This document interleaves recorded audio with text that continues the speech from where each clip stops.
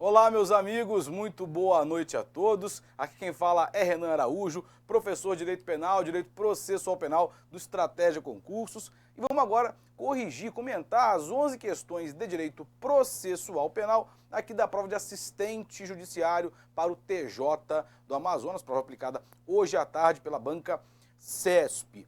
A prova, curiosamente, prova de processo penal, teve um nível mais difícil que a prova de analista. Eu corrigi mais cedo a analista, parte penal e processo penal, e estava bem mais tranquilo. A prova de processo penal para assistente veio num nível mais enjoado que a de analista. Não que ela tivesse cobrado algo muito fora do comum, essa prova aqui de assistente, mas em algumas questões buscou colocar alguns elementos para confundir o candidato, enfim, em algumas questões até com uma redação um pouco esquisita.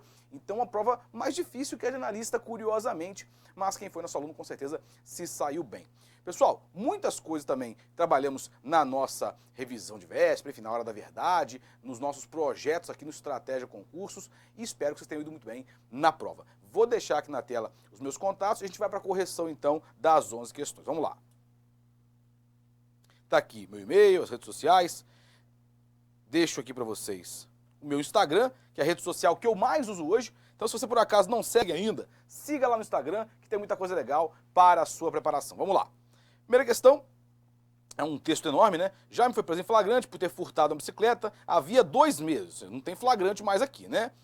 Contra a delegacia, Jaime, em depoimento ao delegado, no APF, confessou que era autor do furto. Na audiência de custódia, o MP requer a conversão da prisão em flagrante e prisão preventiva, sob o argumento da gravidade abstrata do delito praticado. No entanto, após ouvir a defesa, o juiz relaxou a prisão em flagrante com o fundamento de que não estava presente o requisito legal da atualidade do flagrante. Perfeito. Em razão do lapso temporal de 2 meses. Dias depois, em nova diligência no inquérito policial instaurado pelo delegado, para apurar o caso, Jaime, já em liberdade, retratou-se da confissão, alegando que havia pegado a bicicleta de Abel como forma de pagamento de uma dívida. Ao ser ouvido, Abel confirmou a narrativa de Jaime e afirmou ainda que registrou o boletim de ocorrência do furto da bicicleta em retaliação à conduta de Jaime, seu credor. Por fim, o juiz competente arquivou o inquérito policial a requerimento do membro do MP por atipicidade material da conduta, sob o fundamento de ter havido entendimento mútuo e pacífico entre Jaime e Abel acerca da questão nos termos do relatório final produzido pelo delegado de polícia. A respeito da situação hipotética procedente, julgue os itens a seguir. Vamos lá. 77. A decisão de arquivamento do inquérito por atipicidade impede que Jaime seja denunciado posteriormente pela mesma conduta, ainda que sobrevenham novos elementos de informação. Perfeito, afinal de contas, arquivamento por atipicidade do fato gera coisa julgada material, entendimento pacífico, tanto do STF quanto do STJ. 78. O delegado de polícia não poderia deixar de lavrar o auto de prisão em flagrante, mesmo que tivesse observado a ausência da atualidade do flagrante. Errado, né? É claro que ele poderia e deveria não lavrar o APF nesse caso, se não há situação de flagrante. 79. Caso Jaime seja indígena, a competência para processar e julgá-lo será da Justiça Comum Federal. Errado. Entendimento já sumulado do STJ, súmula 140 do STJ, cabe à Justiça Comum Estadual processar e julgar fato criminoso em que indígena figure como autor ou vítima, tá? Então tá errada, é da Justiça Estadual. 80.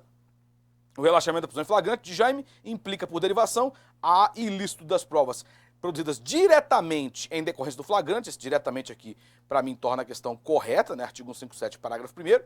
81. Na hipótese de decretação da prisão preventiva de Jaime, não bastaria que o juiz fundamentasse a decisão apenas na gravidade abstrata do delito, sendo imprescindível também a demonstração de insuficiência da aplicação de qualquer cautelar diversa da prisão.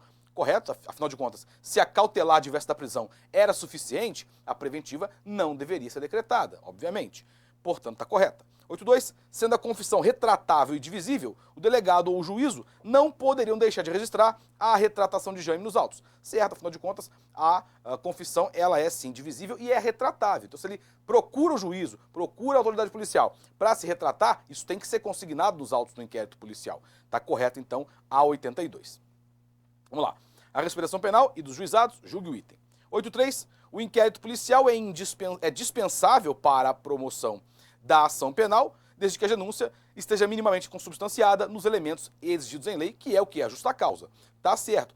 Ah, professor, O inquérito policial, esse desde que aqui não torna a questão errada? Na minha visão, não. Por quê? Porque a gente sempre fala, qual é a finalidade do inquérito policial? Angariar elementos de convicção para a promoção válida da ação penal, ou seja, angariar prova de que o fato aconteceu e indícios suficientes de autoria. Se o titular da ação penal já possui esses elementos, ele não precisa do inquérito policial. Ele pode validamente ajuizar a ação penal, desde que ele já possua esses elementos de convicção. Se ele não possui, como é que ele vai validamente ajuizar a ação penal? Nesse caso, ele precisaria do inquérito policial ou algum procedimento investigatório prévio, como o PIC, por exemplo. Então, a 83, para mim, é correta. 84, conforme o rito da lei dos juizados, não sendo denunciado encontrado para citação pessoal por mandado, os autos devem ser remetidos ao juízo comum, que procederá à citação por edital. Tá certo? É a previsão contida no artigo 66, parágrafo único da lei dos juizados, a lei 9.099 de 95, remessa aqui dos autos ao juízo comum, já que não cabe citação por edital no juizado.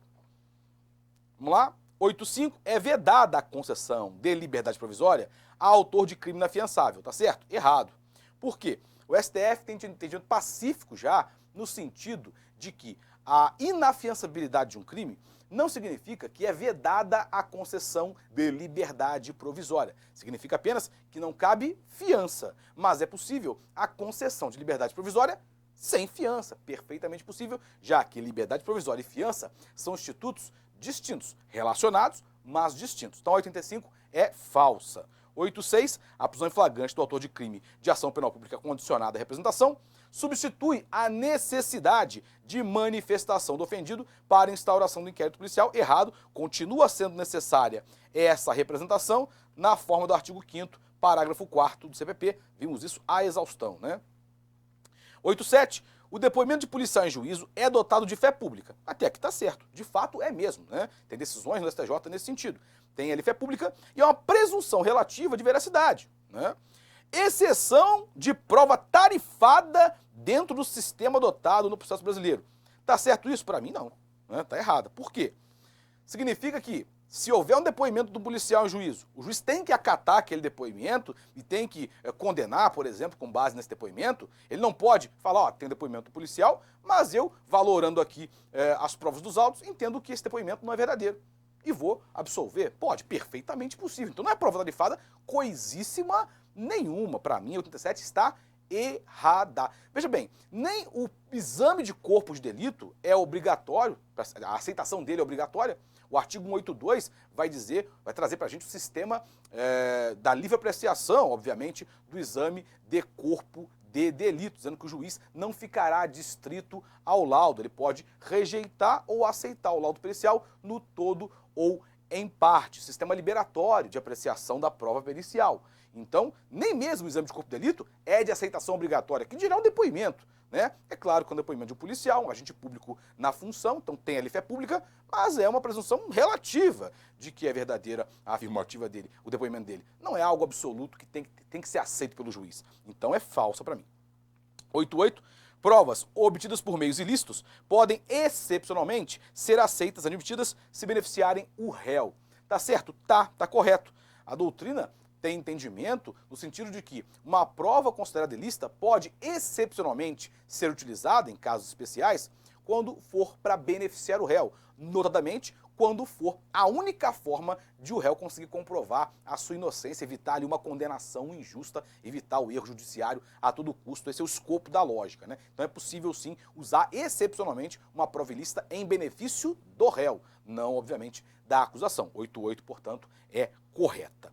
Pessoal, obrigado a todos vocês. A gente encerra então essa parte da preparação. Deixo aqui mais uma vez para vocês os meus contatos, ressaltando que o Instagram é a rede social que eu mais uso hoje.